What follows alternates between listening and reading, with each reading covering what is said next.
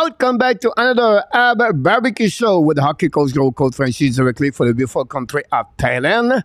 And we have to go all the way to find our co-host for the last time in Ottawa, Mr. Marko Larabi, and for many other time in Toronto, Mr. Enortap is in the house tonight. And I apologize again, my internet is lag. It is what it is. I don't know what to do with, but at least Marko is looking great. So that's the most important things. What Marko is looking great. Me and Enortap, we can be fine anyway. Not a big deal about that. Great show tonight, guys, we have for you. And we'll be all about tonight, guys, the roster 2024 and 2025. That's what we got for you guys. We did last week the 2023 and 2024.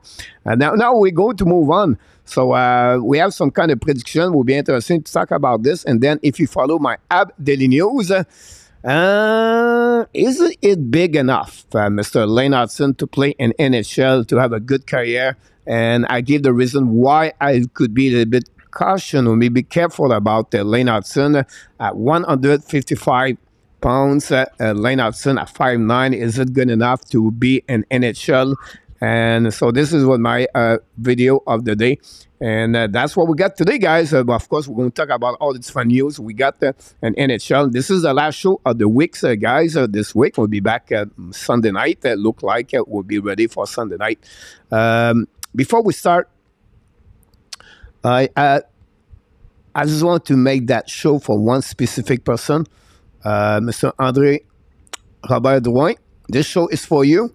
Over 70 years of the big fans of the Montreal Canadiens, and just for you tonight, and we just give you this show, and we wish the best for you, Mr. Andre Robert Drouin. So thanks to be a big part and a big support of the Hockey Nation show. Well, a lot of people in the chat, guys. First of all, we invite you. Don't forget to click on the likes. If you have any question, put the little Q. That will be easier to follow up. Sometimes we don't answer right away because there's some kind of conversation between all of three tonight. And then we're going to do the best we can to get your question at some point during the show. We should be here for about 90 minutes. A Frenchy Quiz at the end of the show. By the way, Marko scored a goal last night. It won his third time of the year. Mr. Marko Larabi, great job on the Frenchy Quiz. Awesome. My winning percentage must be pretty good, Coach, because I've missed a lot of the quizzes. So yeah, I bet you I'm number one for winning percentage. The good thing about this, it was your last time you won in Ottawa. That's true. It's a good way to leave that off for sure. Here we go. We'll see what I do. You get a little bit better in Hawkesbury. We'll see about that one or there. First of all, guys, we want to welcome everybody. Thanks for being a part. We're going to give you a name quickly. Not going to go one by one, but we want to welcome back KLS from Carolina is in the house. Gary Cournoyer, the road runner, back in the house, finish his day. What about our friend Alan Barnes, directly from YouTube tonight? Alan Barnes, a big fan of the Hockey Nation show. He's back, Mr. Enortap and Marko. Our friend Sebastian back in the house after a couple of days off. Sebastian with great contents, great question, great thing about here. Thanks so much, Mr. Sebastian, to be with Hockey Nation show. We have, of course, the moderator Luciano Graziano is in the house. Welcome back, Mr. Roger Bouchard is in the house. No decision about MEILLEUR yet, Mr. Roger. I'm going to give you a little bit more information about Mike Hoffman the next couple of minutes. Do we have other people? Of course, Ran Ellier is back, a big fan of the Tampa Bay Lightning. And our friend Gary back in the house. Gary, thanks to be with our Hockey Live show. And then Woody Snyder from Arvada, downtown and Denver area is in the house tonight. Thanks to be with us, Mr. William Snyder. William McClary from Ontario put his snowmobile out of the garage, beside the house, into the next couple of months. And I don't need it. I need to use my bike now for the next couple of months. Zep Lecav is in the house tonight. Welcome back, Zep. Frank Zalazar from South Florida, the Cubano, back in the house with a big cigar. He's ready to rock and roll tonight with the Hockey Nation Live show. And that's what we got so far. Don't forget, guys, to click on the likes. And if you are not mentioning your name there, we want to say welcome back and thanks to support the Hockey Nation Live show. And Mr. Enortap and Mr. Marko, welcome back. Tonight we're going to talk about the roster. But the first thing we want to ask you this question. It's happening yesterday, but I would like to have your comments about the agreement contract extension, 4 years at $2.9 million. The benefit of New Hook to be with the Montreal Canadiens, what your expectation for the upcoming season? So let's start it with Monsieur Marko, the 60 man in this chat, Monsieur Enortap. Sexy man. Okay, well, hey, I'll take that for sure. Here we go. So, listen, I think this is an amazing deal. Like, I think we were kind of trying to guess around what this was going to look like last week. I think we're in the right ballpark, Coach. I think you were right there. You know, like you were, I think, like $100,000 off or something like that. So, really good deal. You know, like the way that I look at it is, you know, Doc, you know, was a 3rd overall draft pick. Like, if you look at the point production over their ELC, Doc and Newhook are very similar. Like, we're almost identical, to be honest. So for me, you know, like, you know, Doc, you know, there were some other things that were going on in terms of injury and also the quality of team that he was playing with that maybe kind of stunted his productivity a little bit. But so for me, it makes sense that Doc would make a little bit more. He was a 3rd overall draft pick, so there's a bit of a premium for that compared to someone who was drafted 16 overall right after Cole Caulfield. So yeah, to me, this deal makes a lot of sense. I really, really enjoyed watching his press conference that he had, I believe, the day after he signed. Coach, I think you guys are nerds like me, right? Like, you watch every single press conference and like you try to read all the tea leaves and, you know, whip out the old psychology book to see what you can learn about the player's attitude and character and all those things. I really liked his character. I think I really like his mindset in terms of how he's approaching things. One of the things that, you know, was discussed a lot when Montreal traded, you know, 2 high picks for him before the draft was, oh, you know, like this guy, he's got a lot of the untapped potential, you know, like he was playing, he never really got a full opportunity to play big minutes in Colorado and all that. But, you know, when you pay attention, you know that last year there was a lot of injuries in Colorado and he did have some opportunities to actually play up the lineup. And unfortunately, he didn't really kind of grab on to those opportunities. But I liked his response to that. You know, like he did mention a couple of times, you know, that he felt that he maybe deserved a little bit more time, but he did take responsibility, saying that he realizes that he had those opportunities and he just didn't capitalize on them. So to me, that's kind of an important mindset, right? Like somebody who's doesn't feel like they're a victim, doesn't feel like something is owed to them. You know, like he recognizes that he was given opportunities. He feels that he should have gotten more. But on the other hand, he's able to recognize that he's got a lot of room to grow in his game and that he, you know, unfortunately maybe did make the most out of those opportunities. So really like what I hear from the kid. It's a great deal. It matches perfectly with the timeline. So listen, home run by Kent Hughes on this one. Certainly their relationship, as everybody will probably remember, he wasn't Newhook's agent directly, but he was part of the same agency that represented Newhook before Kent Hughes became a general manager in the NHL.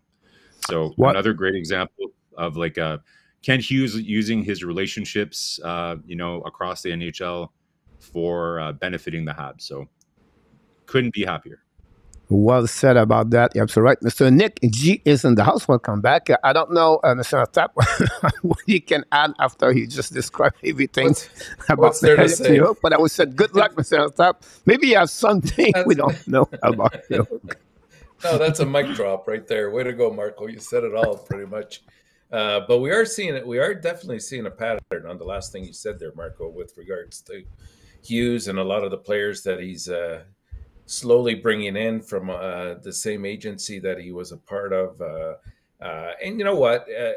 I mean, I totally understand that because it gives you that perspective of knowing the character of the individual a little bit better. And you're not just focusing on his ability in terms of a hockey player, but what he is as a human being and how he will fit in with what you're trying to build in terms of the chemistry of the team. So I definitely don't blame him for that. It's an advantage that he was an agent and knows a lot of these up and coming kids. The contract, you know, pretty much the only surprise I think I had said 3 by 3. I'm a bit surprised that it went to 4. 4 years. But, you know, the contract, you can't, I mean, it is what it is right now. I think now the ball is in Newhook's court, and he has to sort of take it and go with it. And he definitely does have the tools to be impressive over the next 4 years. Will it materialize? That's a different story. He will definitely get the ice time that he sort of referenced in his own press conference there, that he didn't get as much in Colorado. So, you know, it's a good signing. I think if we can find the right spot for him, and I think that's what part of tonight's exercise is all about as well. You know, and he really clicks with the two teammates he's going to be with, he could have a very successful year. Well said, both of you. I'll just give you a bit more the perspective as a GM about Newhook. Like when you do your template about salary cap, there are 2 ways you can set. So every position on your board have some kind of salary money you want to give to the center number 1, center number 2, center number 3, or first line, second line, third line, total 26 million, 18 million. So every time you have a player play at least third line and below $4 million, for me, this is a winner for the team. Because you spend about $9 million to $11 million for the third line. That's really good compared to other teams. So I think it's a well said, well done by Ken Hughes for Newhook. I still believe is a third line at the beginning until he proved to us he deserved to play a second line. But I don't expect too much. I think as a guy can. Yeah, but I'm not going to qualify his outcome of the point for what the kind of role. I feel another Lekonen with a bit more speed around Newhook. If he can accomplish that job for the Montreal Canadiens, I think there'll be a really good additional player inside the Montreal Canadiens a long term. The 4 years, I would say to you, Mr. Top, I'm surprised too because he become now a UFA at the end, if I can recall it. So I thought he was going to sign 1 year before he become a UFA or RFA, but he decided to extra 1 more year. But again, it's the magic of Ken Hughes. For me, this is maybe one of the best GM I never in NHL since many years ago, where his negotiation is always advantage of Montreal Canadiens a long term. I don't say he take advantage of the players. The players sign a good contract in return. But I think he take the benefit to improve the Montreal Canadiens at some point to add another player, you know, as a UFA or a trade where he can get $7-8 more million. So I believe he does a really good job for the negotiation. Can use so. We'll see Newhook, you know, like both of you is right about Newhook. I'm going to make a video about him tonight, about different videos, what he did with the Colorado Avalanche, what is really good, what is need to improve. But again, guys, it's another guy in the lineup is only 22 years old. This is where I'm getting more excited. We're going to talk about this in the next couple of minutes, the roster for the Montreal Canadiens, but this is another great additional player. I know some of you, but Marko, I think it was more about the gave up the 31st overall pick at 37. For me, Marko, this fun is we already guarantee a player can play night after night in NHL a long term. So this is for me. I didn't have a problem. I didn't have a problem with them trading one of those picks. You know, like if that's what it took to secure, I was in favor of the trade.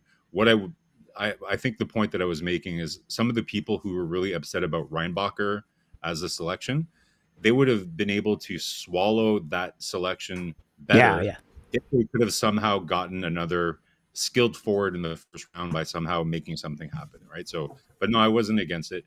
You know, I just want to add, Coach, real quick, that to me, you were talking about Ken Hughes and how he's, you know, how he's building this out. To me, remember when we were talking about Caulfield's contract, and we were all curious to see because Ken Hughes and Jeff Gordon were both very, very transparent about how they want to build the salary structure and the team culture kind of similar to the Boston Bruins, right? Like having, you know, a ceiling like with your best player and then having everybody buy in, take a little less to make sure that they can build a competitive team, all that, right? So to me, comme on dit en français, faut savoir comment vendre ton tabac, right? You have to understand how to sell. You know, as a GM and as a coach too, right? Like you hear that often, right? A coach needs to be able to sell to his players the style of play that they're going to play so that they can be successful. So the same kind of thing for the GM, right? He's selling these players a blueprint as to what the vision of what the Montreal Canadiens is going to be in the future. So it's not just about his great negotiation skills and leveraging his relationships across the NHL. It's about him having a clear vision with Jeff Gordon and Martin Saint-Louis and being able to sell that vision to their own players. In the future, that means UFAs and potentially, you know, other players, right? So to me, it says a lot about the clear vision that he has for the team and how players want to fit in that vision, and they're wanting to come to Montreal, stay in Montreal to be part of what's to come. Yeah. Enortap, anything else? For me, the interesting thing here, and I don't think you can avoid making this comparison, is going to be the comparison between him and Drouin, in my eyes. I mean, they're very similar types of players in terms of they both can skate well, they both can stick handle well. Now, Drouin has had more years and has not, I mean, because of his injuries, has not really reached the ceiling that Montreal ever wanted. And there were question marks around also, you know, his style of play when it came to games that really counted and they needed him. But in terms of production, what do you think we're going to see in terms of what Drouin produces this year in Colorado versus Newhook in Montreal? It doesn't really matter, to be honest. Like, I don't see a comparison. To be honest, I don't see a comparison at all between those two guys, because Drouin is never somebody like you could say it was a little bit better. I look at Drouin this way, guys.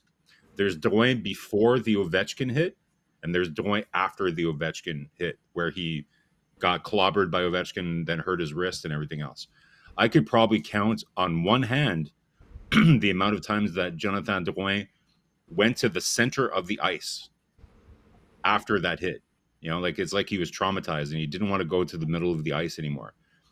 If you watch Newhook, yes, the production isn't quite there yet, but he plays the game the right way. He can, and again, guys, we've talked. I'll do this again, right? So he's 5'10", so he's this much shorter, maybe than coach would like, or that some other people would like. But he is 190 pounds, and he can skate like the wind, and he's competitive, and he doesn't mind going to the dirty areas. So to me, I don't see a comparison like that with Newhook. Completely different type of player.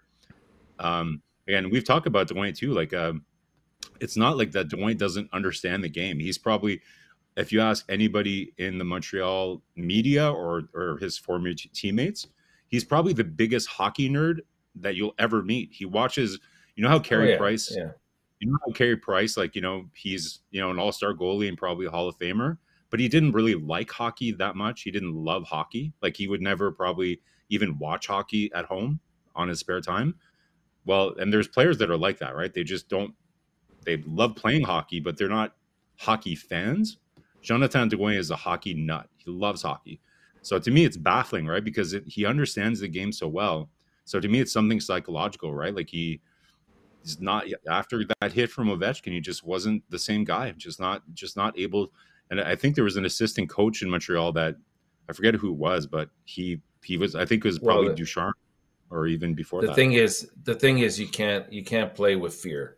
And I think that's what we saw in Drouin afterwards, because he was consistently putting up anywhere between 45, 50 points, you know, which isn't a bad amount of production from a centerman, right? Well, he wasn't center either. He was eventually on the wing, but it's just interesting. I do see a bit of a comparison in terms of, you know, the types of players that they are, except obviously the age is a big factor in our advantage with Newhook, and hopefully we haven't seen him reach his potential yet. Whereas I think Drouin is what he is, and he is. I think he's going to have a successful year in Colorado. because I think a lot of pressure is off of him now. And if he's buddied up with the right players, he could easily put up 60 points. Wow, a lot of good comments there, both of you. I just tried to remember everything you just said about this. I said, and after, because you talk about Drouin, I think he's going to have a less point, and I would give you a reason why. Because he's still always going to be not on the power play. He's not going. He got a lot of points with Montreal on the power play versus, and he's not going to be on the power play with Colorado. At least the only second unit. So that'd be only the problem. I'm going to expect him to get less point if it's too high. Now, if he play a bigger role, that changes completely the equation about that. But I feel like he's not going to add more. The only way he can get more point in attack if he score more goals. So can he score the 2-3 goals he score versus 10-15 with Colorado? We don't know. That's the only thing I would be my concern about Drouin about that. New York, I think Marco, he nailed it. Like, he go in front of the net. He's more aggressive than we think. Listen, a great comment for Robert. First of all, we're going to welcome back Mr. We're going to welcome Mr. Robert. First time, I believe, is in the chat. If not, welcome back. Yeah, he talked about the one New York playing the NCAA, how many points he did, and a lot of players he beat. He was a really oriented offensive players at New York. The only thing I would say to you, Mr. Tap, and you're right about New York with Montreal, again, what it would be his role. He would be a national good player to play on the PK, by the way. So that would be his role, be a little bit better at Drouin. For me, if he can be close at what Lekonen did for the Montreal Canadiens, this is a great trade for Montreal at the end when I talk about New York. But the speed is there. The aggressivity is there. He forecheck very well. And we'll see what he's going to do for New York. And that's my question, because a lot of people, Luciano said he's not going to score more at 10 goals. What you answer about that, Enortap? Well, I think initially he's going to probably start off on the third line, is my take. Especially looking at the contract that he got, it seems to fit into that line. I think he'll get more than 10 because he's going to have additional time on the ice, right? So he's going to play under different circumstances, as you said, Coach. He's going to play even some penalty kill time, and with his speed, you can anticipate about 3 or 4 or 5 goals just on penalty killing. He has that capability. He kind of reminds me a little bit from that regard, like Paul Byron. When he played on the PK, and he would always average about 3 or 4 goals just on shorthanded. So I do see more than 10, but I would be cautiously optimistic. I would not go higher than about 15. 15? Yeah. Like Coach, like if that's his average in the NHL. I think you have 13, 14, and 18 or 16, I think. And the first 3 years. So that's pretty much what he accomplished. So Luciano said below 10, I would say over 10 for sure. 15, 18 will be my mark for his first year with the Montreal Canadiens. I think he's going to increasing. Luciano, remember, guys, Kirby Dach last year, a lot of people, he's not going to perform, not going to get there. He really opened up. I don't say New York is going to be like Kirby Dach, but a chance to become more positivity will be there for New York. So, Mr. Marko, just give us maybe what you think with expectation. By the way, this is a question for my poll tonight at the channel, if you visit my channel. Cool. Yeah, well, listen, if you look at New York historically, like in the best predictor of the future is usually the past, right? I think he's more of a playmaker, right? So, guys, like I'm less focused. Like everybody seems to always be focused on points, but points is like, being productive is important. Like Jonathan Drouin might have as many points or maybe even a bit more because of depending, like you said, Coach, on the role that he's going to play. But it's sometimes points are empty calories, right? Like a lot of second assists that really at the point of a game where, like it wasn't really that important. You got an assist on a 5-2 goal or something like that. To me, you look at Alex Newhook, like he scored, 50 goals and, over 40 goals in the BCHL, but after that, like he's primarily a playmaker, right? So, where does he project in the future? Like, I think if he's a 15 to 20 goal scorer, but is producing like 50, something points for you, even maybe 60 points, depending on where he ends up playing in your lineup. And if you have injuries and things like that, guys, a 40 to 50 point player at like under $3 million, that's pretty good. I'll definitely take that. Like Coach, I think this a couple nights ago you were talking about, you're going through the lineup, right? Of okay, how many potential 15 to 20 goal scorers will Montreal have? So again, we've talked about this after the draft, right? We don't have an elite, like you could say Caulfield is an elite goal scorer, right? But it's just about, with Montreal, it's going to be about building a balanced lineup that's going to play Martin Saint-Louis style hockey, which is fast-paced, aggressive. And when I say aggressive, I don't mean like fighting and everything. I mean puck pressure, kind of like the Florida Panthers played in the playoffs that ended up really causing lots of problems for teams, like the Hurricanes do, right? That's the kind of team that they're building here. It's going to be wave after wave after wave of fast, tenacious, skilled players. Unfortunately, they're this much shorter than Coach would like, but they're going to be fast. They're going to be tenacious. Some of them are this, some of them are that, but yeah. So a lot of them. Yeah, some of them are a little. That's good. Gonna be fun to watch. Definitely, we have a couple of people pop up. Joe Manella, welcome back in the house. We have Robert, like I mentioned to you. You go there. Tony is back in the house. Tony, ask a question to you guys. You can consider how many games did New York play and second line center last year before they moved him down? I want to say for me more at 10 games. I don't know. I'm generous or not. Maybe you guys, you can give me an answer, better answer. It is under 10. Yeah. My first thought was around 7 or 8. But, there we go. Yeah. So we almost. He didn't take very many faceoffs either. So that's another area that he's going to have to work on. Especially, I mean, if they play him on the wing, it's not as important. But if he's going to be tried out sometimes at center, then he's got to be able to, hit at least 48, 49% at least. Awesome. Great comments. Frederic, welcome in the house. Thanks so much. And Rabinov, welcome. 19 goal for him. And then try to Franco Iacono is back in the house. Welcome back, all of you guys. Can we see starting about this one? I just pick it up, everybody. Joe Manella, like I said, a lot of people comments about this. The next thing I want to talk about, guys, is Montreal Canadiens news. They signed another Gabriel Bourque. We know Gabriel Bourque has been around many teams in NHL. He's going to play with Laval Rockets, so I think it's a good signature to bring a guy with experience in NHL to be around those rookies going to get next year in the Laval Rockets. It will be fun to watching Laval Rockets. The Hockey Nation is going to give more information and more news about the Laval Rockets during the year, so you can a little bit follow up what the players are going to be there. So give you a little bit more another perspective what's going on. We have welcome back, Mr. Steve G is in the house. Welcome back. Another one from Denver, so you can get those point playing with elite player. We'll see how it translates. Steve G.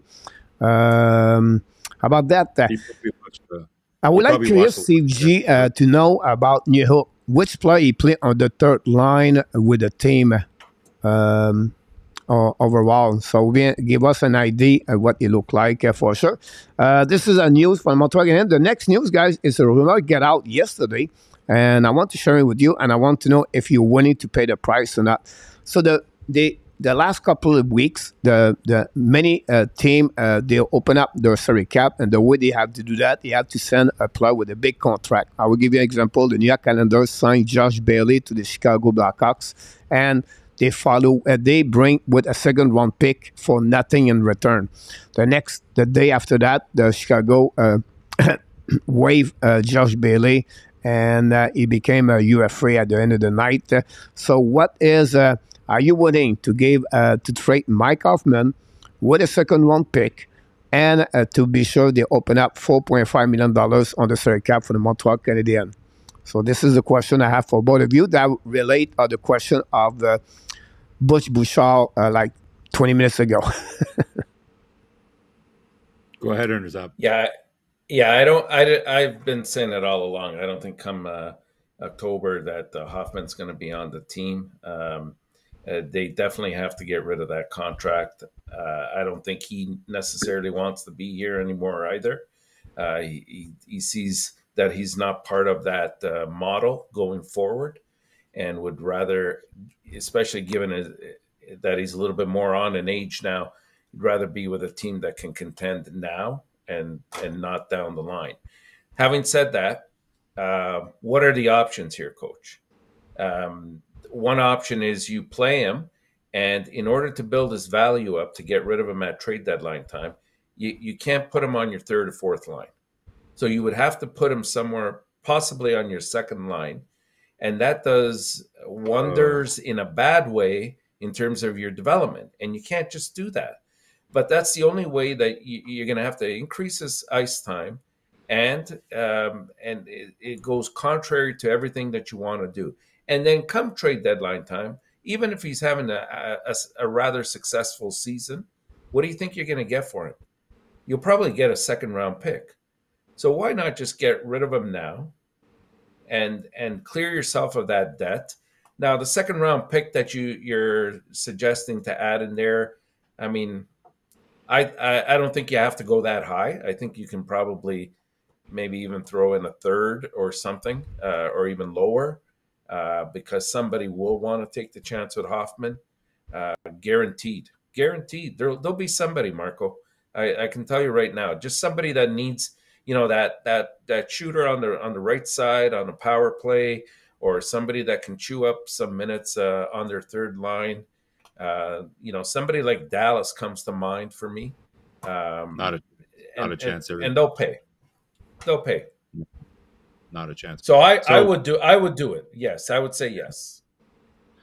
So listen, hey, this is a fun show. Like usually, sometimes we agree too much, but so far I've disagreed with every point that you made. So it's making it funner. So I don't believe in this whole notion that, especially for a player like Hoffman, that you can build up his value by giving him more ice time. Come on, man. Like, people know who Mike Hoffman is. He's a known commodity in the NHL. People know what he can do, what he can't do, what kind of guy he is, all that stuff, right? So it's not like back in the day where you could put up a player up in your lineup 4 or 5 games, and because scouts are coming from another team and they're going to see him. Like, there's so much video nowadays that every single team scouts. It's so easy to scout other teams. Like, pro scouting is like completely different than it used to be, right? So to me, Coach, so to answer your question, Coach, I would have done that last year. So yeah, I wonder if you put this as a question in the show just to get me all excited and get me all intense, because I would have done this last year. It's not even just about freeing up the money. It's about not having I don't think he's a good influence around the kids. Yeah, of course. Not like, in like I have candy in my white van kind of thing, but just not like a good guy to have around, kind of developing hockey players. But you're just wasting a spot. Like, let's rewind to last year. Not that it's helpful, but I think it's an interesting point to make. So if Hoffman's not there last year, maybe Harvey Pinard makes the team, and look how successful he was.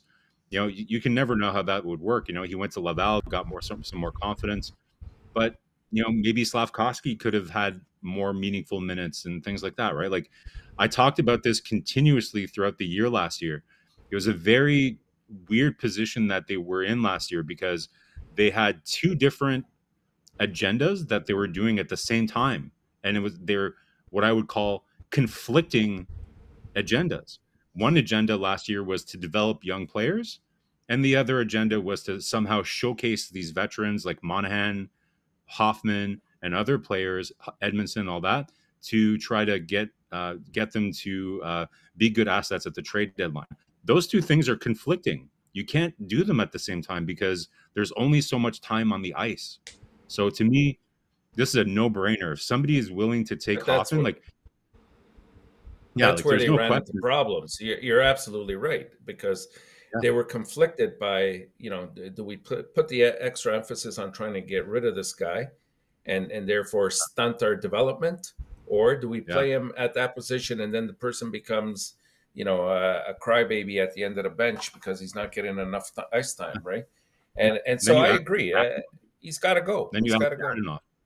You had Dadonov that you had in the mix at the beginning last year. Like, it just too many players that are eating up oxygen for these guys, right? So to me, it's a no-brainer.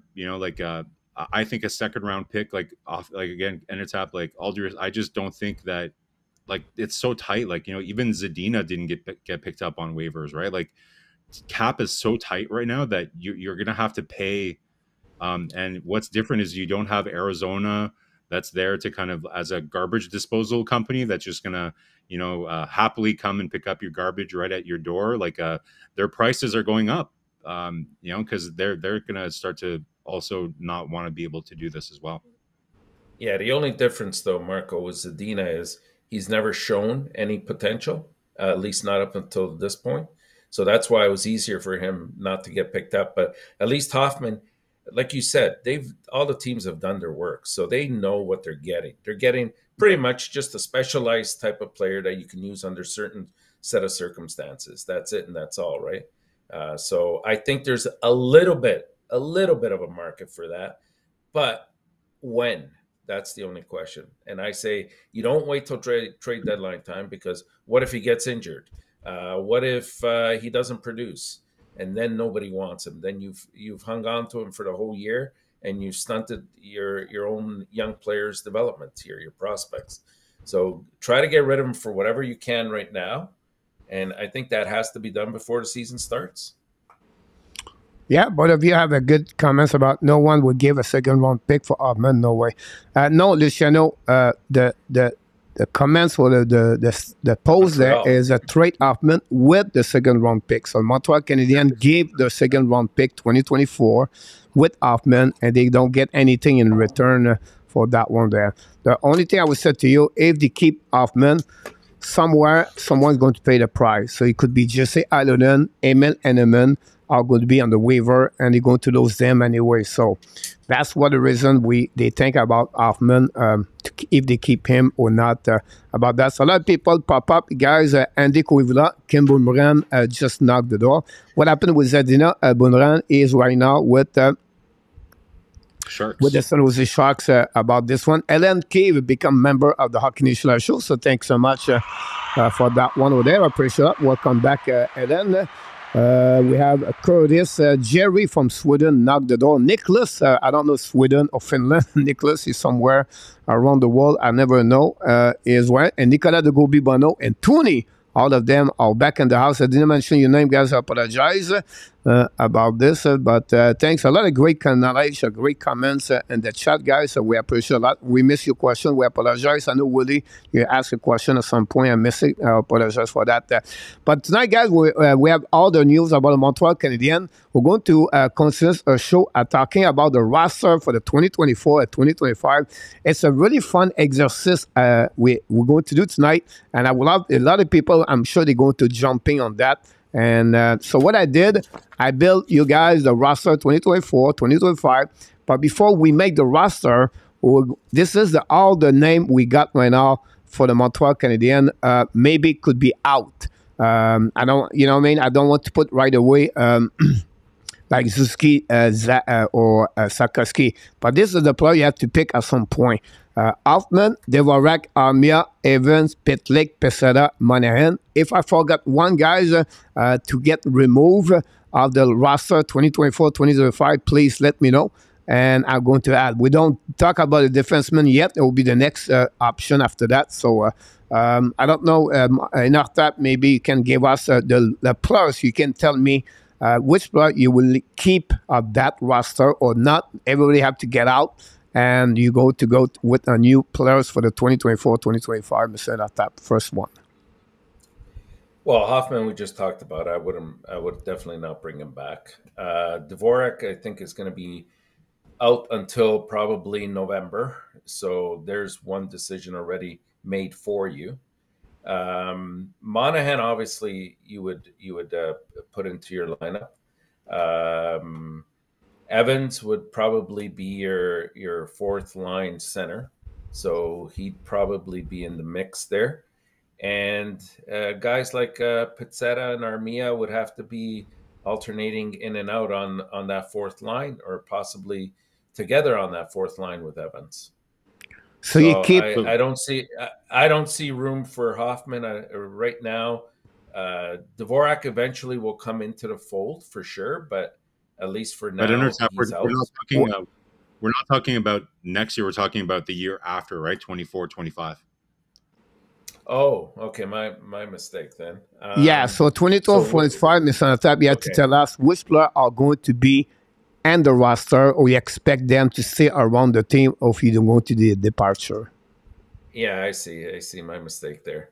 Hoffman gone, Dvorak will be gone. Armia will probably be traded that year or finished off. Evans will be close to it. Pitlick won't be around. Pizzetta's contract will be over at the end of that year. And Monahan won't be around either at that point. So they're pretty much all gone. All of them are gone? Almost, yeah. So Coach, just to clarify, right? So this is at the beginning of, so it's like a year from now, right? So a year from now, let's say it's September, we're talking about, okay, so what is going to be the lineup in October of 24-25? That's the question, right? The roster, yeah. Yeah. Okay. So what's the roster going to be? So it's September. Evans will be there. So we're putting away the Evans will still be there. Yeah, I think so. So to me, the main players that would be gone at the beginning of next season, we're putting away the barbecues. We're, the leaves are starting to fall soon or whatever. Then, Hoffman is not there. I don't think Dvorak is there. Pitlick is not there. Monahan will still be there. Like he's got a 2-year deal, right? Is it a 2-year? No, he's got the 1-year deal. So he's not. He's a 1-year deal. Yeah, he's not going to be back. He won't be there. So Hoffman, Dvorak, Monahan. Yeah, Pizzetta. He's a smaller list. Evans, Pizzetta, and Armia will still be there. Yeah, that's your fourth line, basically. Yeah. So tell me again, who's going to be there? Evans, Armia, and Armia. Evan, Pizzetta, and Armia. Yeah. All the three players are going to be on the roster for 2024-2025, right? At the start of the season, yes. Okay, so hold on here. I'm going to add them here. Armia. You don't see it right now because I'm behind the door. But Evans and is it Pizzetta? Yeah. Go there. Go there. So perfect with that part over there. That's good on that one. He's 25. I'm sorry? No, it's just answering Luciano's question. How old is Pizzetta? He's 25. Okay. Perfect. Now we're going to move to the defensemen. Jakai, Savard, Madison, Harris, Barron, Kovacevic, Whiteman. Who do you think they will not be there for the upcoming 2024-2025? I missed one, by the way. Cooley. Yeah, because Cooley is in. You just missed our number one defenseman. No big deal. No, he's not on the roster yet. So. Right. Sorry, Caden Gooley, you don't have as a starter for 24-25? No, this is the player you can remove. Yeah. Oh, okay. Gotcha. So this is the player. It's not like the lineup. So this is the player you remove. You can remove. Okay. Yeah. So So these are the ones that you think are in play, maybe at the beginning. Yeah. Well, I might surprise people. We had this debate at the end of last year before trade deadline. I think Enortap can see where I'm going with this. He's thinking. I don't know if he's thinking the same thing, but he's already thinking about how he's going to disagree with me. I'd say Matheson might be a very interesting piece to look at moving. I believe at that point he would be into the last year of his contract, if I'm not mistaken. He had a Madison very still have 3 more years. 3 more years. So again, he's got a very he's good got a long number. contract. He's got a very good cap hit. So going into the 24-25 season, he would have 2. So he would have that season and another season. If Matheson has anywhere near as good of a season that, as he had in the back half of last year, Montreal would be insane not to try to package him to do something interesting with him. Because again, guys, we've talked about this, is we have so much depth on the left side of our defense. It's obscene. It would have to be a pretty big trade or something very attractive for Montreal to move Jack-Eye, because I think we've talked about this. He's a unicorn. The fan base absolutely loves him. I'm sure Molson's marketing department has all this data about how kind of popular he is on social media. And you don't like to think this is true, guys, but I don't underestimate that the popularity of a player doesn't impact to a certain extent whether he stays around or not. I'm not like, obviously the hockey operations has the final call, but if it's kind of equal, I'm sure that they do look at the impact that it would have on the fan base. I don't see them moving Jack-Eye. So out of this list, there's no question Wideman is gone. I think, what's Savard? So Savard has this year. Would this be the final year of his? So this would be his final year of his deal, 24-25? Yeah. For who, Savard? No, he's got this year and next year. He's got 2 years. That's what. So going into next year at this time in October of 2024 or 2024, he would be going into his last year. So I think he would probably still be there. Maybe that depends on how right the defense is looking.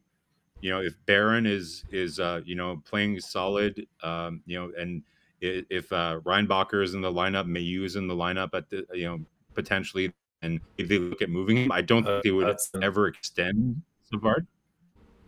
I don't think they're going to extend him past 24-25, but I suspect that he would be there to start that year, and maybe he's a guy that you move at the deadline unless you're competing for a playoff spot, which I don't know if we will be. But so off this list, for me, Wideman and Matheson would be the 2 players that I would see potentially moving out. Wideman and Madison. Yeah. Okay. Enortap. I would agree on half of that. I would say Wideman and Savard. I think that with Matheson, you have him at a very good price, and he still is approaching the peak or the premiere of his career. And I think you can't have all rookies or prospects here on your defense either. It's important that at the very least you have somebody of Matheson's capability there to guide the young kids as they come into their own. So I would keep Matheson. Savard and Wideman would be the first 2 that I think won't be there. And then probably Kovacevic is a tricky one. I mean, he's 26 and he's making a very respectable, I don't know, about 800,000. So it's not out of the realm thinking that they would want to keep him. But the problem is a numbers game, and that's where he loses out, because you have to at some point by next year make room possibly for MEILLEUR to come up. Maybe Hudson.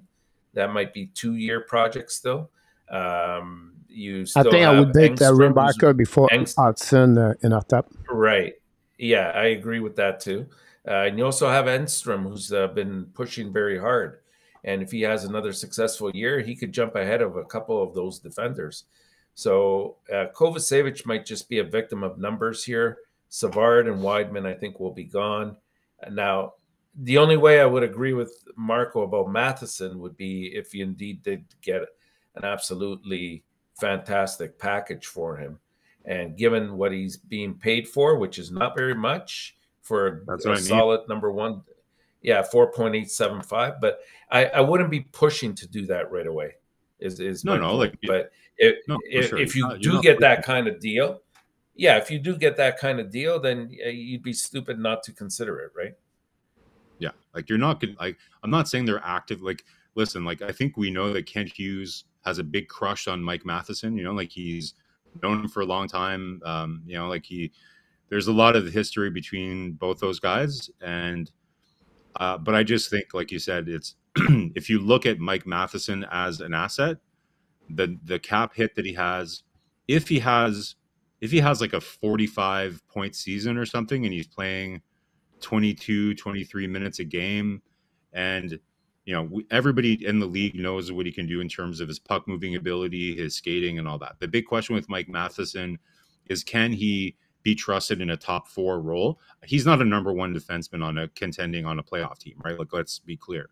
He's probably a number 4 defenseman, number 3, number 4.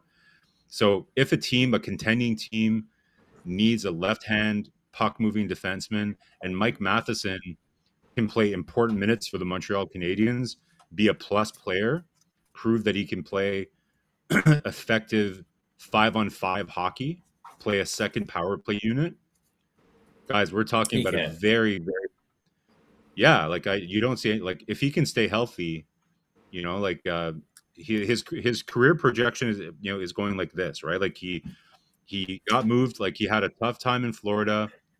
When he went to Pittsburgh, he started off okay, but then since that second year that he was in Pittsburgh, where he had that really good playoff run with the Penguins, I believe they made it to the semifinals that year. He had a really strong playoff, and you know, again, like if he wasn't injured last year, potentially he's like, you know, like maybe a 45-point defenseman in the NHL. You know, so guys, like, but still, I would rather keep him for the experience element. Like I said, without Savard, without Wideman, you got rid of Edmondson. I think it would be a plus to have him in Montreal, at least until his contract finishes, and then you can consider something. The guy that's hiding in all of this, and none of us have touched on, is Harris. Like this guy, I mean, he does his job. He's steady, but he's not that type of limelight, highlight kind of person. So we didn't mention him, but I think he might be a very interesting piece to package together. He's only making 1.4 for this year, next year. So that could be very attractive to some team, especially if they want a younger defenseman.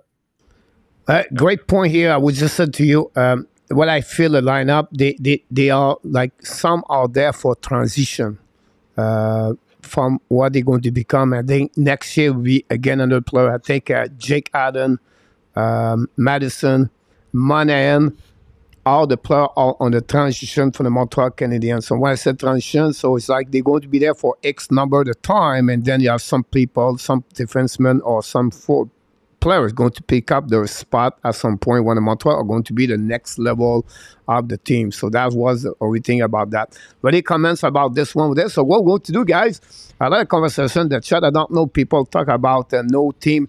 I follow, guys, what you said. For all the people talking about no hockey in South and in whatever you want, I always tell you one thing about that. I'm the one left Quebec to be in the South in 1996. Yeah, no hockey in the South from Florida all the way across to California, where it was really low. During that time, for 1995, I said to you, it's about like 28 years now, almost 30 years. Look, the hockey was increasing on state, Florida, Texas, Arizona, California. All the check the program, you travel AAA in Carolina and Tennessee and Florida, and look, all the players are select first round pick, second round pick, third round pick, all born and play the hockey in South.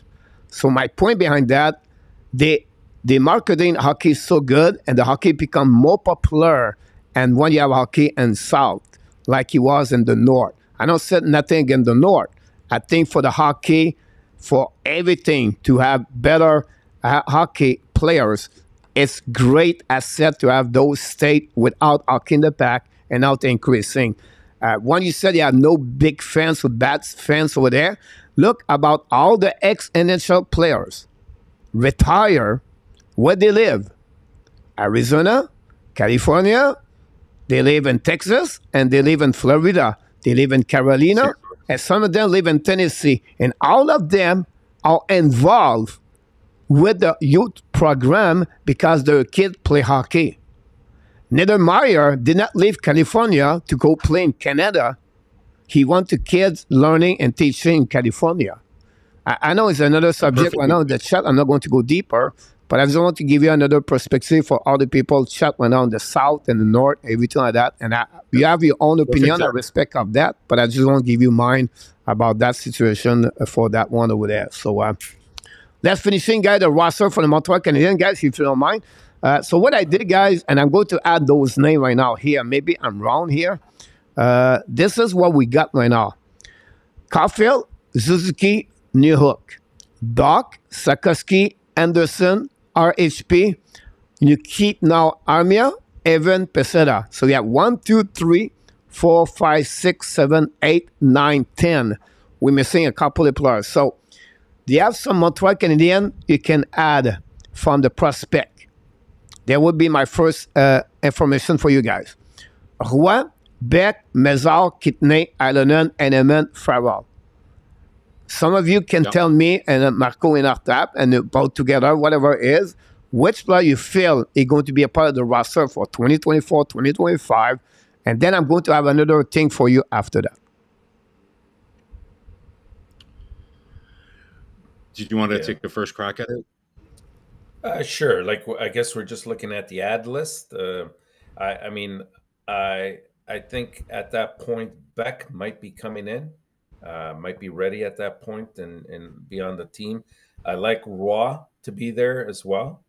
And I really like Heineman as well. So far, he's been showing me a lot of improvement. And I think that even just those three right there would make a solid line to add on to the ones that we have up on top there.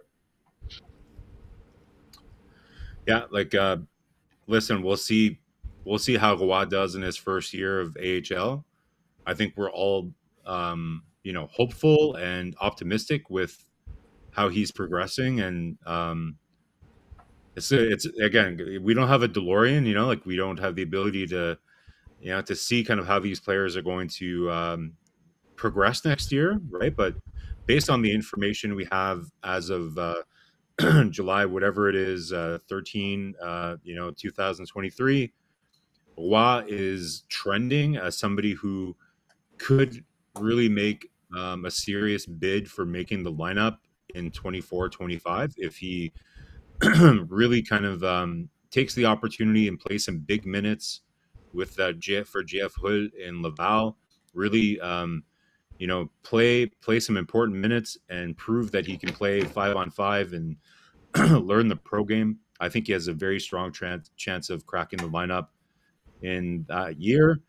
I agree. So for the first time tonight, Enortap, I agree. Heineman and Roy, I think, to me, are the two players here that maybe crack the lineup. Who knows if, depending on what happens this year, Ylonen might not even be with the Montreal Canadiens by this point, because it's likely that we're going to lose him on waivers if they're not able to move some bodies here this summer. So, maybe Ylonen isn't even on this list because he's already gone as of this summer. Hard to say. But assuming that all these players are here, I don't see Machar being ready to play in the NHL at this point. I don't think Kidney will be ready to play in the NHL. I don't think Farrell, I don't know how he's going to fit. Like, I know he's a very skilled guy, but again, he took a bit of a step back this year. Yeah, like he had a good season, like in the NCAA. Like he had a very good season in the NCAA, but he played in the World Championship again. Like he got a taste, in the NHL. Scored a couple points. Scored the weirdest first NHL goal ever, like the weakest goal I've ever seen. I don't know if you guys remember his first NHL goal, but I wouldn't want to show that to my grandkids. Like, you're gonna have to really lie about how you scored your first, to emphasize that story. But I don't know, like, Coach, like we've talked about this, right? Like with the mix of players, like now that they've added Newhook as a shorter player, not a smaller player, but as a shorter player, you start to look at that top 9 and you really start to question, you know, who's going to be able to fit. Like, I just don't see Machar, Kidney, and Farrell, because it really comes down to, okay, is Kidney, Farrell, or Machar going to be better players than Newhook? Or, you know, again, like you can't really compare RHP to a player like that, because RHP brings a lot more than just offensive production, right? Like, he brings grit, soul, competitiveness, all those things, right? So he's the type of guy that you want on your team that can play up and down your lineup.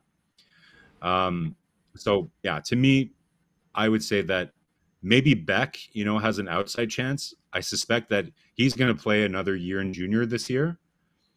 Maybe he challenges to play like maybe, you know, he plays a couple games in Laval. Yeah, I don't see it. Like, to me, he's like, progressing. Yeah, he's progressing very well, Marco. Sorry to interrupt. And I think he's the natural. He's the natural to overtake Evans when his contract's done in 2 years. And even then, he can build his way up to the third line as well. So take your time, develop him properly, and he's going to be a definite asset. Yeah, 100%. Like, I don't see. So again, give him some games next year. Like, give him, like, you know, he's already had. They gave him 1 game last year because of the emergency call up that they did. Give him some exposure. You know, like, if they can, like, if let's say the OHL team that he's playing for gets eliminated and he can play in Laval again, that would be great next year. But so next year, but 24, 25, you know, he's going to be ready to play, become pro, play in the AHL full time. He gets some games in Montreal. I think that's perfect.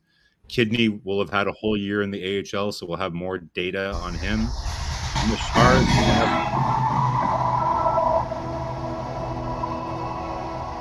Is it the Penguins?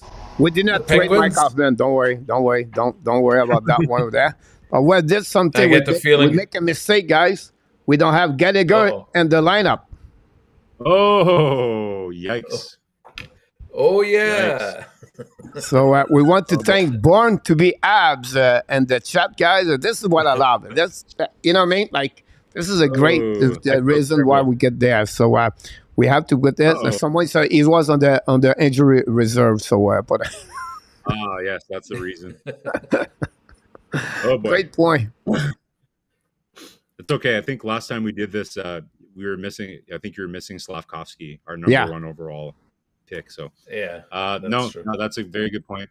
You know, there's no way that Galley is going anywhere. We know his contract is untradeable at this stage, so he will for sure be part of that 24-25 lineup. So it makes even tougher, you know, decisions here, guys. Like, now that you have this number, yes, you got 12. 12. So we forgot Monahan, guys. No, he won't be there. He won't. Oh yeah, that's the reason he's not there. Right, you're absolutely right. Yeah, that's the reason. Mr. Jerry is not there. So he's the player we expect they're going to be at 2028, the 2024. The only thing I would say to you guys, I'm not sure if Evan Peseda and Armia is going to be with the lineup in 2024 about that. I would say to you, Roy, Beck, and Enneman are my 3 players are better chance to be a part of the roster. And I don't know it will happen. But we're not done yet. We're going to add more forward. Who do you want to add? Free agent? For the first time, guys, we're going to have some add UF free for the Montreal Canadiens. Now, they have Howe, Matthews.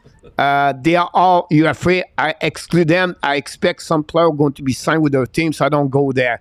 But they have players like Sam Reinhart, Max Sheffley, Tyler Potozzi. We have William Nylander, Vrana, Tom Wilson, and Anthony Beauvillier. You have other players, guys, but I just tried to get players for that. So maybe not make a name, but you think you're going to add a UFA with Montreal Canadiens at that time of the year in 2024, 2025. Ladies and gentlemen, it's time to get that and the chat again. We did not forget Monahan. We expect, guys, the players there are not going to be a part of the 24-25. Unfortunately, we've really forgot Gallagher. But We'll see what happening. So do you think he's going to be get there? So, Coach, I think you missed the sexiest one there. That would bring the most poetic justice. Is Sebastian Aho is a UFA at the beginning of 24, I knew you were 25. going there. We could So always imagine if we, well, we don't need to offer sheet him anymore, right? So that's right. He's that a UFA. to me, He's a UFA. he's a UFA. So imagine, Yeah. you have a center line of, Suzuki, Aho, or probably Aho, Suzuki. Then you've got either Doc or Newhook playing third line center. You could probably move Doc to the wing, or so that to me, and this coach, this is the most exciting and interesting thing about this show. The core question about this show, really, because again, this is very hard to predict, right? We don't know what trades are going to happen, injuries are going to happen, who's going to progress, who's not. The real question that we haven't asked is, do you think Hugo will be ready to make a move to try and compete for a playoff spot at the beginning of 24-25? And the biggest predictor of that is going to be whether they think that it's the right time to add a UFA. So I think you're bang on to at least ask the question. Space. They will absolutely have the cap space. Yeah, for sure they will. So to me, like I thought exactly the same thing as you, Coach. I have my cap friendly list here all set up for who's a UFA for that year. I can tell you that there's no goaltenders that Montreal will want to sign as a UFA that year. I took a look at who's going to be available, and unless you want James Reimer or somebody like that, I don't think you're going to be looking at signing Samuel Montembeault is going to be a UFA, by the way, 24-25. That just so that everybody's aware of that. So we'll have to look at goaltending as well too, like at the beginning of the 24-25 season, see what's going on there, because Allen, maybe he's going to be on his last year of his deal, and then Montembeault as well, right? So do they make a move there, right? Like we talked about Carter Hart, we've talked about some other potential targets, Askarov, things like that. Those are very expensive assets to go out and acquire. We just drafted a whole, 15. I think we drafted 15 goalies, I think, in the last draft there or whatever. None of those guys are obviously going to be ready for the 24-25 season. But, Coach, I think the players that you've grabbed here are definitely players that might be on the radar. But again, like if you talk to the Montreal fan base, what's the big thing that we still don't have, right, is the number one center. So how much do you pay for Sebastian Aho? The cap is going to be going up, right? Maybe Carolina wins their cup by then. So maybe Sebastian Aho, maybe there'll be a bunch of other players. Like to me, it's miraculous that Carolina they never have cap issues, right? Like they always seem to have money to bring in players like Burns and Carlson, but some of these young players they're going to want to get paid soon, right? So are they going to be able to afford Sebastian Aho at the beginning of the 24-25 season? I don't know. I don't think. What do you think? I don't think that's one guy they'll let go though. They'll cut somewhere else if they have to, but I mean he's their bread and butter. Every year is their top scorer, but he also plays with some sandpaper himself. I know he's not the biggest of guys, but he does play beyond his height, and he's very good defensively too. So, I mean, you can't argue with that. But if he were available, I would 100% agree with you, Marco. Go after him. Yeah. That's a great point there. That gave us 12 players at that moment, and that's including Beck and possible another prospect. So pretty good exercise for the forward. If they add one UFA, whatever the one they want to add for that one. A great conversation in the chat. Keep up with your great conversation in the chat. Now we're going to finishing, guys, with the defensemen, with the defense. Let's move on here. The defense, we had Madison, Coley, Jekai, Barron, Covey, Harris, and Savard. That was what before I add you change the name. So which defenseman I need to remove from that list we have right now here? Well, depending who you talk to. No, I think Kovacevic. No, probably still. I think Harris. maybe either Savard or Harris will be gone. No, I think Okay. Savard is going to be there. I think Savard will still be there. So I don't know. Maybe we're going to have to get you to tiebreak, coach, because I don't think Enortap and I agree on this one. But could we agree? I think we agree that Harris might not be there. I think if there's an opportunity to move him. So let them there right now, okay? Let them there now for right now. We're going to make some other things like this over there. Now, we have a defenseman, Rebecca, MEILLEUR, Hudson, Engstrom. I believe they are the four. You know, you have Trudeau, and you can add more in the back, but they are the really one. So let's see the seventh player there. Sometimes teams start with 8 defensemen anyway. So which one of them could be added in the lineup, you believe, for 2024, 2025? I think there will be a very interesting battle between Reinbacher and MEILLEUR. MEILLEUR is going to have a full season of playing in the AHL. Reinbacher will have another season. Again, we talked about this last week. I wish that he could play in North America, but it looks like he's going to be playing in Europe, unfortunately. So I think they're probably going to really battle it out for that roster spot, because you have Savard there. I don't think they're going to trade him. Maybe that's more of a guy that you trade at the trade deadline, to be honest, I think, rather than the summer, for the very reason that you were describing, Enortap. Like, you need that veteran presence. I wouldn't be surprised if Savard gets an assistant captain.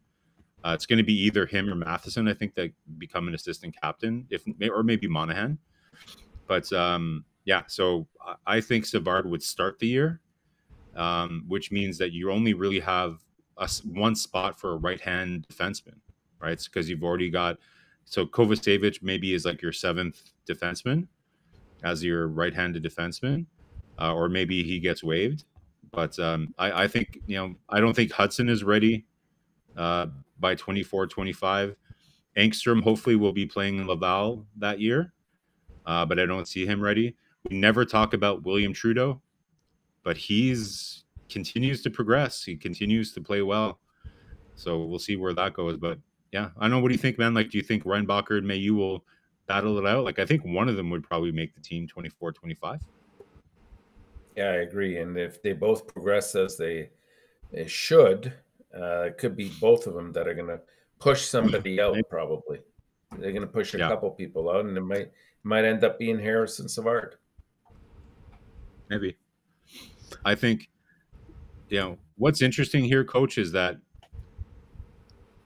if you even go to the end of last year, so last summer when I first joined this channel with you, and we were having the same conversation last summer, if you look at the team that we had last summer to the one that we're projecting to 24, 25, it's not that different for a rebuilding team. It's shockingly very similar, right? And that's a byproduct of the Bergevin contracts, right? Like, you have Gallagher, Armia, that are immovable objects, right? Like, you just can't move them. They're impossible to move. And then they just have players like Anderson that they don't want to move. It looks like, they have value, but it's hard to find players. Like, as soon as you trade someone like Josh Anderson, you're immediately trying to find a new Josh Anderson, right? So, but isn't it surprising though? Like, for a team that finished last overall, that finished 25th overall last year or whatever, 5 from the bottom. If you look at the team that they started with last year and the team they would be starting with in 24, 25, it's crazy. Like, there's a lot of there's a lot of good young players, but like, it's this logjam, right? Like, it's crazy. Like, how well, that's coach, like, that's what happens when you finish a couple years close to the bottom and you draft well, and you have those draft picks to play around with, right? Yeah, but like, what's different is that there's not the roster turnover that you would probably want, right? Like, coach, what I'll do because of those contracts. Yeah, exactly. I didn't do this. Is probably something I should have done before going to the show, but it would be interesting to do like just the math on it. So how much total roster turnover was there from the beginning of the 22-23 season to what we project to be the 24-25 season? it's what, like less than 1/3 of the roster is different. That's I think crazy. there's only as of now, I think there's only 7 or 8 players that were on that Stanley Cup final team that is currently on this team. Yeah. So I don't know, like, but again, like to me, the true marker is the team that's started after that playoff run, right? Because he added Hoffman during that playoff run, and he extended Armia, right? So to me, that's kind of like where the new cycle began, right? Like is after when Bergevin started that summer, they got rid of Kotkaniemi, they added Dvorak, all those things, right?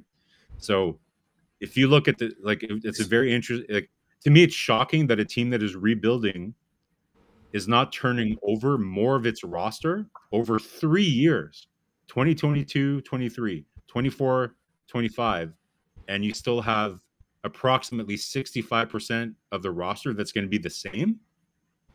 That's crazy. He's got to make some moves. Like, he's got to be able to. It's hard though. Like, you can't move those contracts, right? So similar to what we were talking about with Hoffman, right? Like, you're going to have to package some assets to get rid of some of these bad deals. You're just going to have to. Will be interesting what they're going to do for sure for Hoffman and the rest of that for everything like that. But for me, I believe MEILLEUR will be part of the 2024-2025 roster for sure.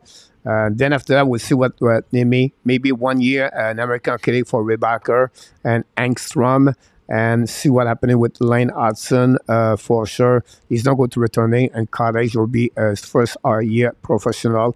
And for Montreal Canadiens, if MEILLEUR become available, I believe Kovacevic will be the one to be out of the equation. Sure. And I think they will keep Savard. At least they can trade him at the summertime. But I believe they're going to keep him until the trade deadline, the final year, until February 2025, and that's what they're going to trade Savard to get something returned, but more to keep, again, another transition helping the players. I think the Madison Savard will stay longer what we expect because they want to have easier transitions. If not, you're going to get now 5 defensemen with no experience, nothing to learn. They never know what to do, and that will hurt the Montreal at long term. You need your key players like him, like them, plus Gallagher, example, Josh Anderson. The player been in the league for many years. They know what it takes, and I think that will be important for them to keep those players like Savard, Madison longer they can until the other players step up. Now, if you have a really good development, for example, Cooley and maybe Jacky or Barron, or that would maybe accelerate the process possible to trade, like Jake Allen, example, with Montembeault and another goaltender, or a guy like Savard could be out of the lineup quicker. But again, I will finish with that part of there. Great question here. What would be your expectation 2024, 2025? Do you expect the Montreal Canadiens are going to be in the playoff or not? That's what it comes down to, right? Like, and Coach, I think you nailed it. Like the whole, to me, like the core, the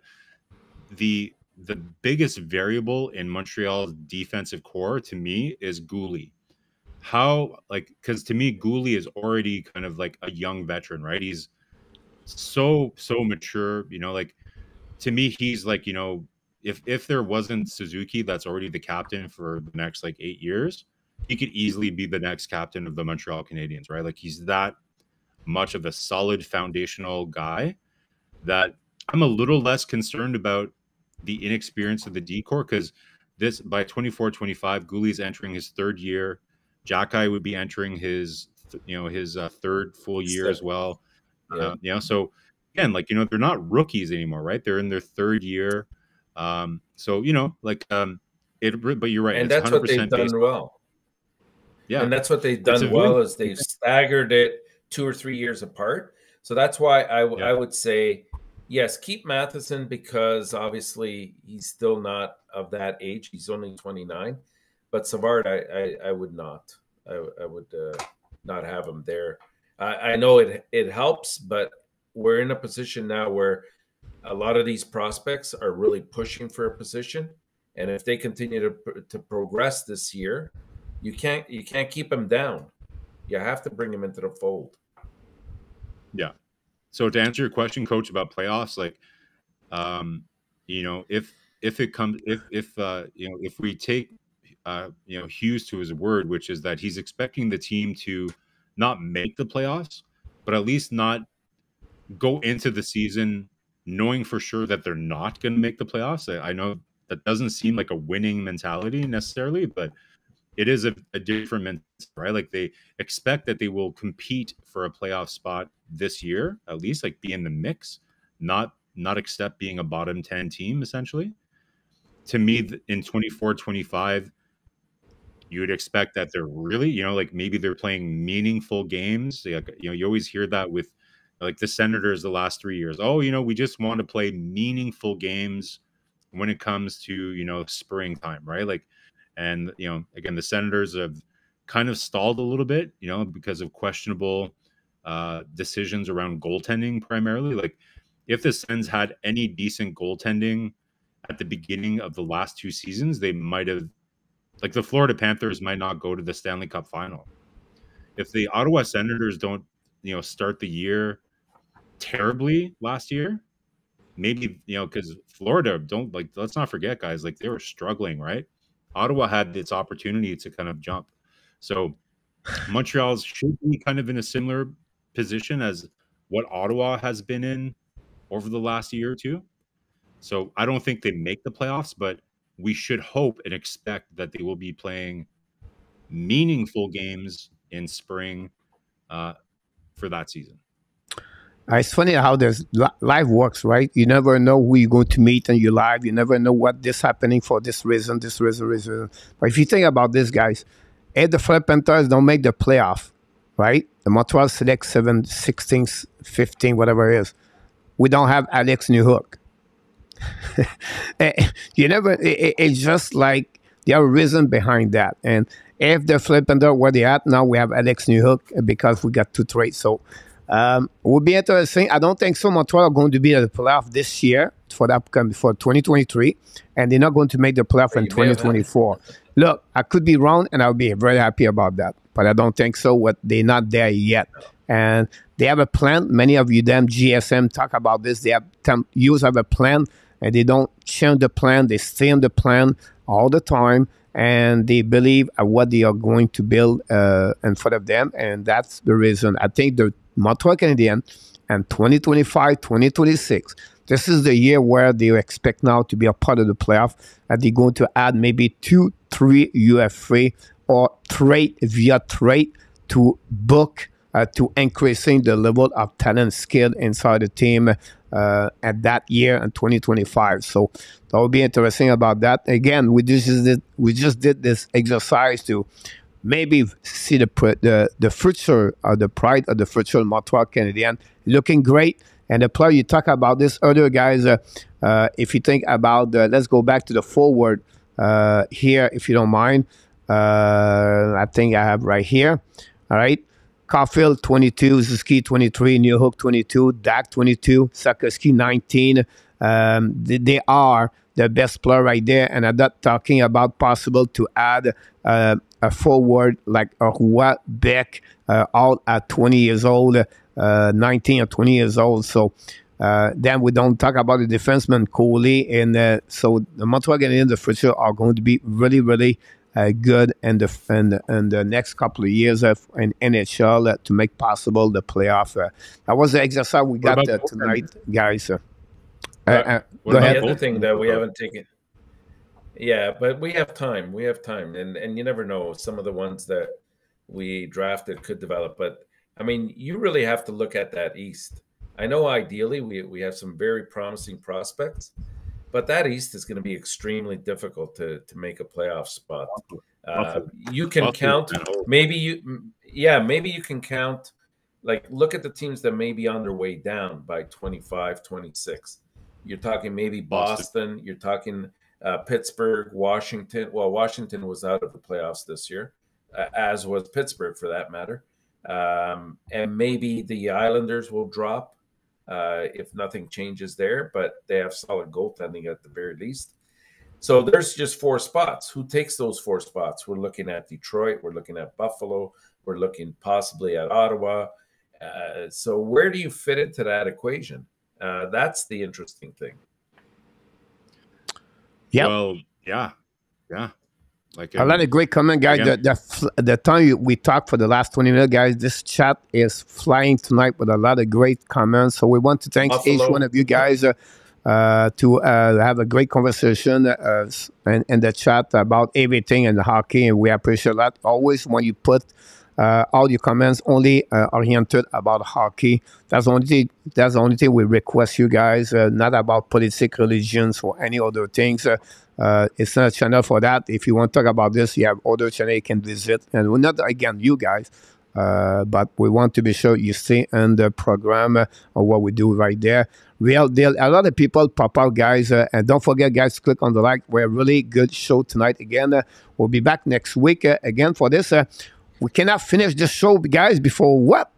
The Frenchy Quiz for both of you are going to be live tonight. I have a great question again for you guys. And we'll see if Marko can go a back-to-back W, and then Luc Lafortune can come back on the winning side. And Enortap is a little bit on the slum right now, Mr. Enortap. 1, 2, 3, 4, 5 nights slum, Mr. Enortap. But he's still just behind the question, Mr. Enortap. But let's move on to the quiz we got here. And we have the leaderboard. RJ, it take the lead at 6-2 over Enortap and Nicolas de Gobi Bono. And then we have RJ, Andy, Marko are the winner yesterday about that. So a lot of great conversation, guys. We're going to shift into the quiz, 3 questions. And we're going to see what's happening here tonight. A lot of great comments here, left and right. They talk about the team can miss the playoff. We're going to make the playoff in the Atlantic Division. They consider rock and roll the conversation there. I love it. I love it. I love it. Here we go, guys. Are you ready on this one? God! Here we go. That's what we got for you guys. First one.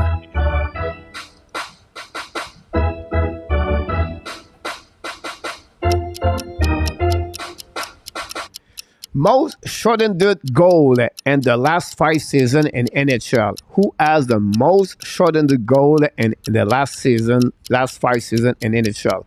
Brett Marchand, Sébastien Aho, Cam Atkinson, Anthony Cirelli, and Mitch Marner.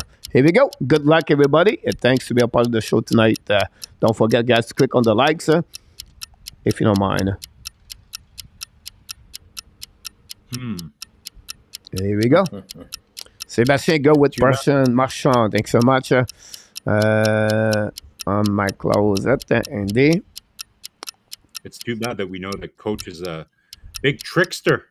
He's a trickster. Don't trust anything that he does. Never. We have Rick Bengal with A. Thanks so much, Rick. Thanks. Hopefully, Demetra is doing well, by the way. Rick, Born with A. Ghislain, thanks so much with your E.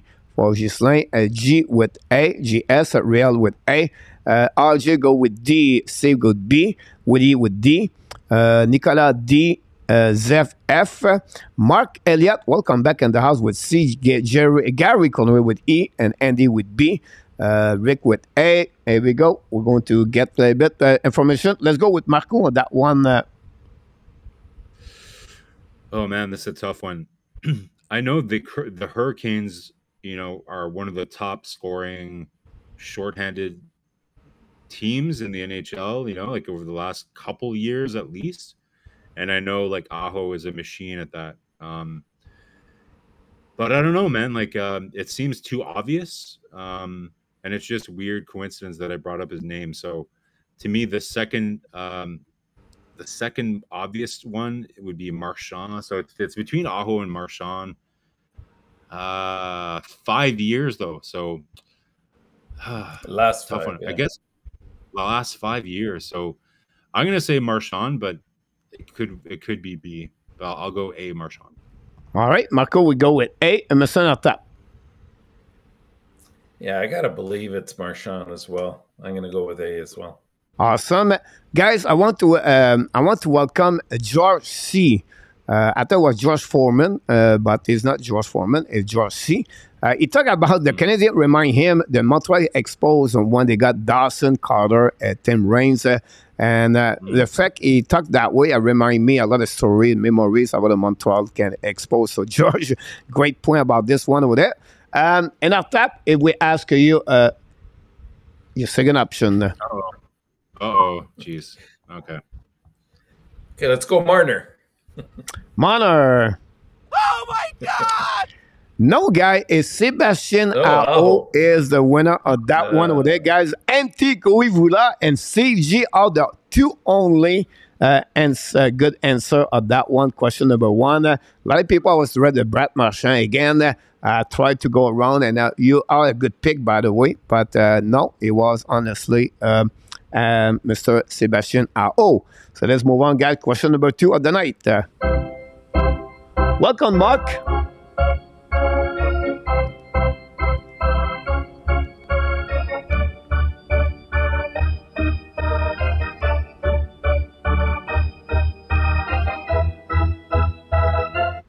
This is a tough one, guys. Which defenseman trophy Norris winner had the most offensive point share? So very important to know Point that. share. I don't know if you know what is offensive point share. Marco, can you answer that? Ooh, I believe it's the percentage of points of like the team, like the overall percentage of points that he had on the whole team. Is that what that is? Yes. Like it could be a primary pass, a secondary pass, or a goal. So as a defenseman for the season for the most offensive point share. So that's what So happened. what percentage? What percentage? So let's say a team had 1,000 points in a whole season. Which defenseman had the highest percentage of those Yes. overall points? Yeah. Yeah. Oh. Reviens comme avant, Nicolas. Yeah, moi aussi, mon Nicolas. Coach, remember riding the four-wheeler. I have a great time with that one. Look, I have a lot of great story about that. Here we go, guys. Will he go with B about this one? B, Nicolas. C, RJ. Rick with A. Sebastian A. Andy D. Born to be Ab B. And Rabner B. I will wait for other answer about this one. About that. And during that time, we can start with Mr. Rabinoff, with the Mr. Enortap. Okay, I'm gonna go with. Oh man, I have no idea here. I'm stumped. There's a couple I'm thinking, but I'll go with Paul Coffey. C. Paul Coffey, C for Mr. We have a lot of people at Mark, GSM, Luc Laporson, Jerry, A, Ghislain, and Sébastien, and then Mr. Marco. So my thinking on this is, so if it's the percentage of points, it's likely that the person that has the highest point share would be somebody that was on a shitty team, right? So you look at Bobby Orr, Makar, Lidstrom, and Coffey. They're probably their seasons were like with the Dynasty Oilers, the Dynasty Red Wings, and the Bruins. So to me, I'm assuming this Carlson was from his year last year with San Jose. I'm assuming he got a huge percentage of those points for the Sharks. So I'm going to say D, Erik Karlsson. You go with Carlson? Yeah. All right. Mr. Enortap, did he did it or not? Mr. Enortap will be your second option.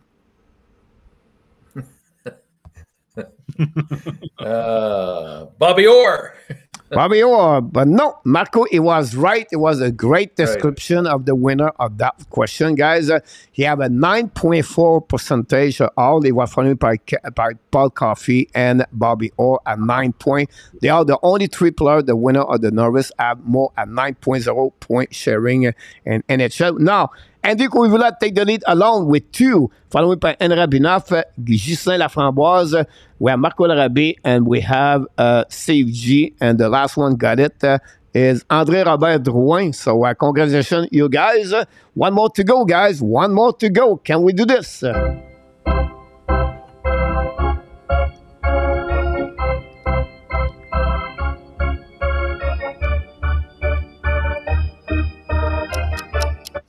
From the list below, which player has the most goals in the last 3 seasons? Kyle Connors, Mika Ratanen, Alex Ovechkin, Alex DeBrincat, and Kirill Kaprizov. That's what we got tonight, guys. Not easy answer on that one. the difference between the top of this and the bottom of the 1 to 5 is 6 gold. Whoa. Holy shit. That's a tight margin. Okay. Here we go.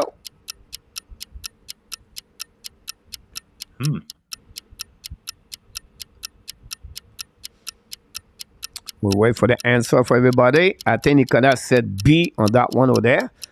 Following by RGA, Wally B, Sebastian C. We have GSM B, Rick Bengal D. Rick Bengal with D about this one over there. Nicolas go with D, apologize. Jerry with C, Andy with A with E, Gary Cournoyer with C. And we're going to have more. We have Ghislain Laframboise with B, a real deal with A. Born to be Ab, I love this nickname, is with B. André Robert Drouin is a D. And we have Mark Elliott at B and Rabinov at E.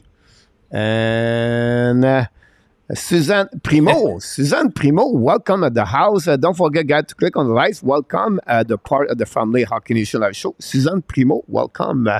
And let's start it with Mr. Enortap on that one. Look that person with That's C. interesting. I think the other night you had the same question, but it was for the last 5 seasons. And the answer was Kyle Connors. But so I'm going to eliminate that one in my eyes. I'm going to go with probably Rantanen, B. Rantanen, Mika Rantanen about this one over there. All right, Mr. Marco, if Andy is wrong and you are right, you tie the game. Yeah, look, coach, like this is hard. Like if it's a difference of 6 goals, yeah, like I'm just trying to remember if there are any of these guys that have had injuries or anything like that. Like, I think I remember Rantanen missed some games. Like, but yeah, like that number, like an Ovechkin, like, oh, you know what? Like, I'm gonna go off the board on this one. I'm gonna say Kaprizov. Kaprizov about that one over there. He was my second choice. And then Enortap said Mika Rantanen, right? Yeah. If Andy Koivula said A is right, nobody can win. But if one of you have already a good answer and feel like you answer question B is the answer, Mika Rantanen, but maybe you're going to tie the game. If that's the case, Ghislain Laframboise for the first time won the contest, and then Andy Koivula for the second time, back-to-back winner of the Mr. Andy. He gave now for his 4th time, is the winner of the contest, Frenchy Quiz tonight. Congratulations, all of you guys. A lot of people. Don't forget to click on the like before you leave the building. That'd be great. And this concludes, guys, another great show of the Habs Barbecue Show. It does happening, guys, every Wednesday night here live at 9 o'clock Eastern Time during the summertime. At least we'll take a vacation at some point. But that's what's happening here. Great exercise. I don't know how you feel about this, Mr. Marco and Enortap, about the roster. And what do you feel about what is coming for sure for the rest of the summer? Do you feel like one of the players going to be traded or not, Mr. Marco? Well, that's, I think, Coach, like to me, the most striking thing, like I said earlier, is we need more, like, you know, there's not enough roster turnover from the beginning of last year to what we just projected for 24-25. Kent Hughes needs to, I know it's hard in this cap world, but like he's got to find a way, man, to make some space, because we need to you know, clear the way again. Like we want to surround those players with good solid veterans like a Monahan, and so I like those moves and everything else, but you got to clear some room for these guys, because again, like I next time I come on here, Coach, I'll create a table and we'll look at it to see like exactly how many players have turned over from last year to this year. Like it's got to be more than that. Like it's just not enough change. Looking again, this is for 24-25. Hopefully we're all still alive by then. And you know, geez, but that's, you know, it's 2 years from now. It's a long time away, 2 hockey seasons away. there's got to be some more changes to make some more room. Hopefully, me and Otto will be alive. But listen, we just got a phone call. Dun, dun. We have a breaking news. We have a breaking news. It's not the not trade Hoffman, but the company DUARTE and Smith verification of the contest about Frenchy Quiz and the warm-up show for many years just confirmed CG is the winner to tie the game with 2 answer B at the last question. So we apologize to Mr. CG. This is the second time he won this year. He won at the beginning of the summer. I believe CG won the first one of the night, May 28th. He was really on the slum about this. We have all the information. I can tell you exactly what you win when you get with everything on that. So congratulations, CG. We have 3 winners tonight, ladies and gentlemen, about that. But, guys, we'll take an exception, guys. We'll take a couple of minutes here, maybe a 1 or 2 minutes, to mention this to you guys.